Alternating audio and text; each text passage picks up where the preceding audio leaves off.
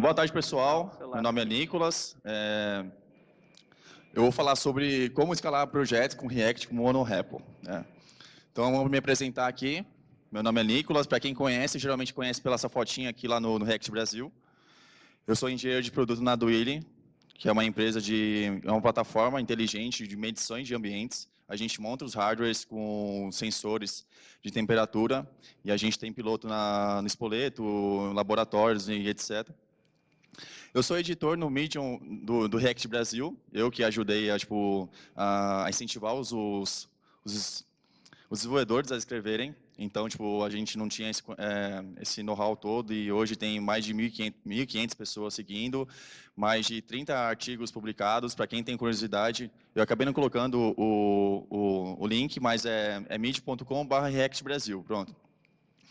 E sou core team do Docs. Eu não trabalho diretamente no Docs, porque o Docs é em TypeScript. Eu já pedi para o Pedro mudar para JS para poder contribuir, mas eu ajudo a responder às issues, que são bem cabulosas, e também ajudo em outros contextos. Eu queria falar sobre isso, né, como é que eu poderia ajudar em relação a isso. Se vocês querem contribuir com algum projeto open source, vocês não necessariamente precisam contribuir com o core, né? Vocês podem contribuir com outras regras de negócio, digamos assim, do projeto e fazendo com que seja uma experiência legal para vocês. Vamos lá. Eu sou líder técnico front-end, porque os dois, né? Eu tive eu estou tendo experiência agora com líder técnico na VossaVox, que é uma plataforma de desenvolvimento, mas eles ligam times com empresas que querem fazer o projeto, então é uma experiência bem legal para quem quer tirar uma grana extra e ter uma experiência com outros projetos que não sejam da própria empresa.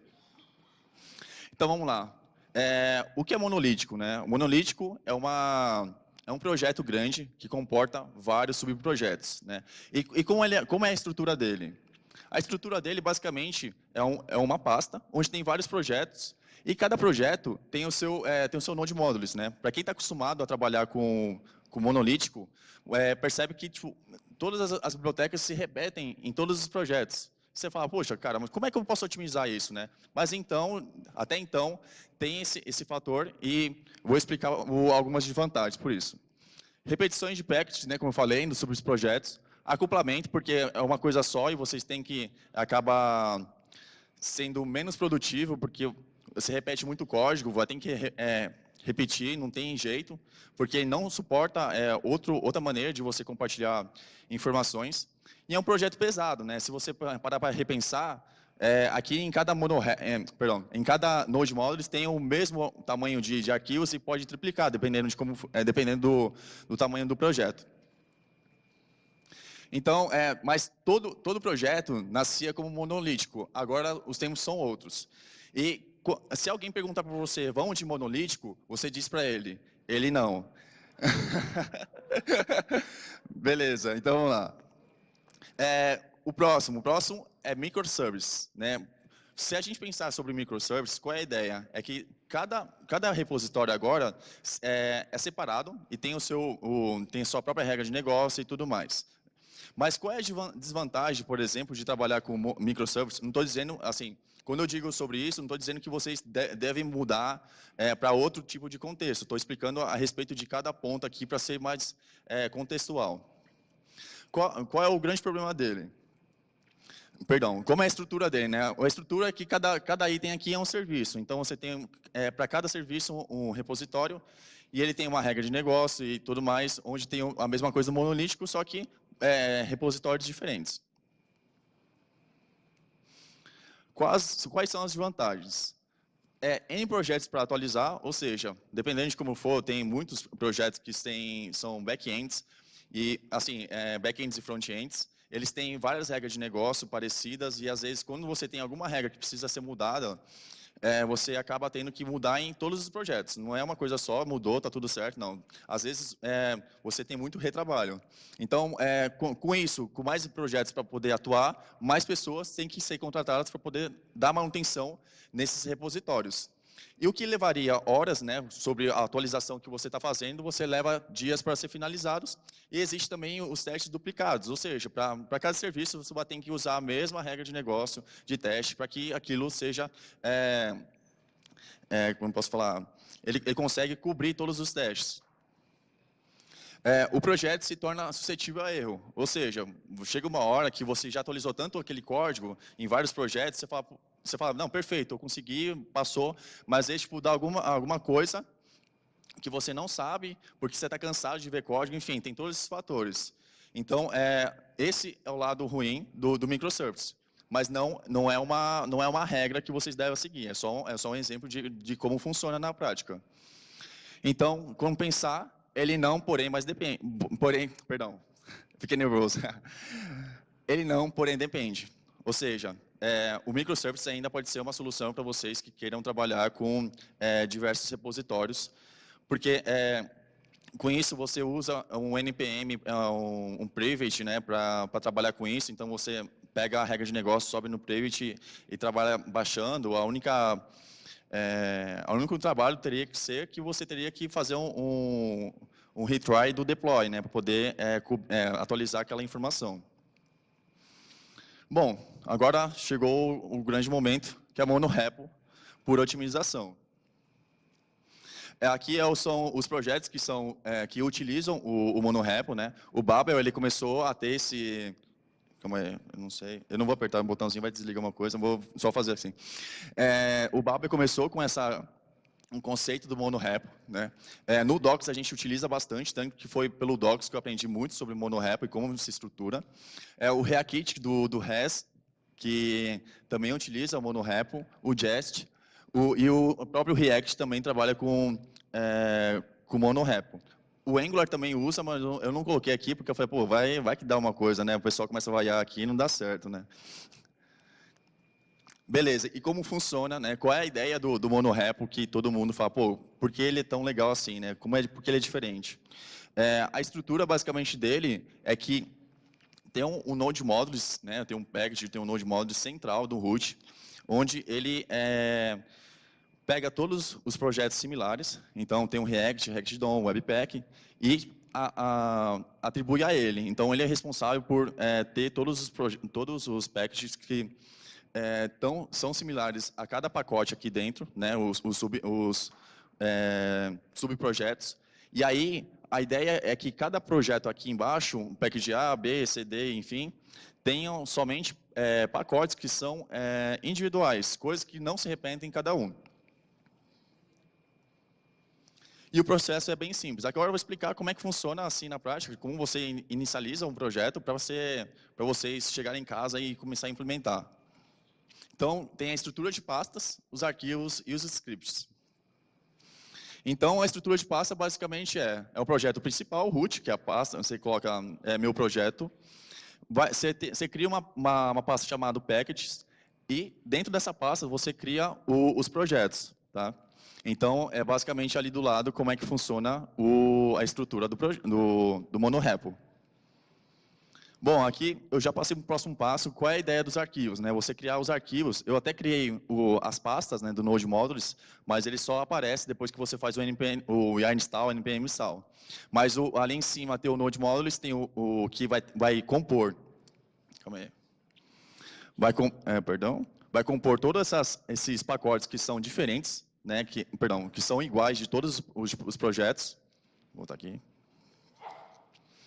E aí, para cada projeto tem o seu package, né, JSON, é necessário fazer isso, porque tem um próximo passo que eu vou explicar para vocês por um motivo disso. Neste caso, eu acabei não falando, mas eu vou usar o Lerna, que é um gerenciador de aplicações com múltiplos pacotes. Tá? Eu vou deixar como lição de casa para vocês estudarem sobre o Yarn e o PNPX do NPM. O Lerna é bem simples, bem intuitivo de ser usado, então por isso que eu vou usar o Lerna. E aí, nessa estrutura, funciona dessa maneira. Tem o root, o package e os pacotes, e os subprojetos embaixo. Como funciona o Learn JSON? Né? Você precisa criar ele dentro do root, e a estrutura dele ali em cima, o Lerna 2.9, a versão dele. No Packages ali, você indica qual é a pasta principal que vai ser chamada, entre aspas, né, com todos os subprojetos. Essa versão, eu acabei nem lembrando, porque eu coloquei essa versão, estava com sono quando eu fiz. O NPM Client, você define qual é o gerenciador de pacotes que vai ser executado, e use Workspace True, porque dessa maneira ele pega todos os pacotes que estão dentro dos subprojetos e envia para o root. Opa. E aqui é o NPM, aqui é o package JSON do root ainda, tá? Tem a mesma estrutura de qualquer projeto, tá? Aí ali no Workspace você precisa definir o Workspace, tá? E no Scripts é um pouquinho diferente. O que eu fiz? Eu criei um package global, tá? Ele está usando o run as ali, que é o npm run all. Ele vai executar todos os scripts, né? Que a ideia do monorepo é onde você executa um comando e todos os scripts, subscripts, né, de cada projeto seja executado também. Ali tem um package.lint, test, build. Por quê? Como é root, né, como ele vai executar comandos que não são necessariamente usados a todo momento, não tem nem por que você colocar ali para poder executar tudo, né? Você tem, digamos que 10 projetos, você vai executar, fazer um package start ali para subir todo mundo? Não tem como, não faz sentido. Aí tem o lint, o teste e o build. Então, aí tem cada item tem o run, learn run e o nome, tá? Eu vou explicar por quê. E aí, vamos lá para o próximo passo. E agora aqui eu coloquei projeto 2, mas imagine que cada package seja para um projeto, tá? Então tem a estrutura ali que basicamente vai ser similar, tá? Eu só acabei esquecendo o start, que é para poder inicializar o projeto em modo desenvolvimento, mas ele tem a estrutura de lint, test e build. Se vocês perceberem, nessa estrutura tem a mesma estrutura de execução, assim, digamos, do código, né? Por quê? Quando o Lerna executa esse lint, o test build, ele vai em cada subprojeto e ele executa esse comando nos subprojetos. Essa é a pegada. Por quê? Dependendo de como for, você tem projetos, por exemplo, que precisam ser buildados a todo momento, ou precisa ser validar alguma coisa para que, quando você subir, por exemplo, publicar ele seja um projeto open source ou privado, você precisa garantir que aquilo não quebre quando estiver em produção. Então, a ideia é fazer com que você execute os comandos e ele passe por todo mundo, né? Por exemplo, até no pré-commit, você faz o pré-commit ali, quando dá o commit, ele valida, passou, perfeito. Então, você executa isso, só foi um formato simples para vocês entenderem. Então, o script vai ter o lint, o teste e o build. Quando eu falei sobre a estrutura dos packages, por quê? A ideia também do monorepo é você utilizar entre cada pacote, né, cada projeto, outros projetos que estão ali na mesma, como eu posso dizer, vamos, digamos, no mesmo andar ali. E aí eu tenho o projeto 1 e 2, mas eles só funcionam se eles estiverem na mesma versão. Então, por exemplo, o 1 e o 3 estão na mesma versão que o principal, que está ali em cima no version, e aí sim eles executam. Se você tentar executar isso, ele vai falar que ele não está na mesma versão, e aí você não pode prosseguir. E aí vem os primeiros comandos. Depois que você montou toda a estrutura de pacotes, instalou os packages, enfim, o primeiro passo é o yarn install. Ou seja, quando ele começar a instalar esses pacotes, ele vai verificar, quais são os similares? Similares são, ele vai entrar no package JSON e vai ver os similares. O Webpack é similar, o React é similar, o React DOM é similar, e eu vou trazer isso para o root. O que não é? Então, vai ser dentro do package de cada projeto. E depois, você precisa fazer um Learn Bootstrap. Por quê? Para ele pegar os projetos que estão no mesmo andar e também subir como um projeto, onde você consegue fazer um import dele por exemplo, no projeto 2, ele consegue importar o 1 e o 3. Então, ele faz um link, né? Tem o conceito de npm link, que ele linka todos os projetos que estão no mesmo andar e joga para para o root principal. Isso é muito legal, porque, por exemplo, você tem um pacote somente, né, um projeto somente com regra de negócio. Você executa, por exemplo, você tem ao invés de você ter que instalar vários dates, né, tipo, pacote de date, em cada projeto tu faz uma regra de negócio, executa e está tudo certo. Então, a ideia do Lerna, né, do monorepo, é você ter o máximo de otimização de estrutura de código, de projeto, para que você seja o mais eficiente possível. Aí depois você vai buildar ele, né? Tu faz um yarn packages lint, aí você pode ir um por um, tá? Yarn packages build ou yarn packages. Quando eu falei sobre o npm run all, é justamente isso. Ele vai executar todo mundo ali. Aí o que der erro, você volta e testa ali individualmente.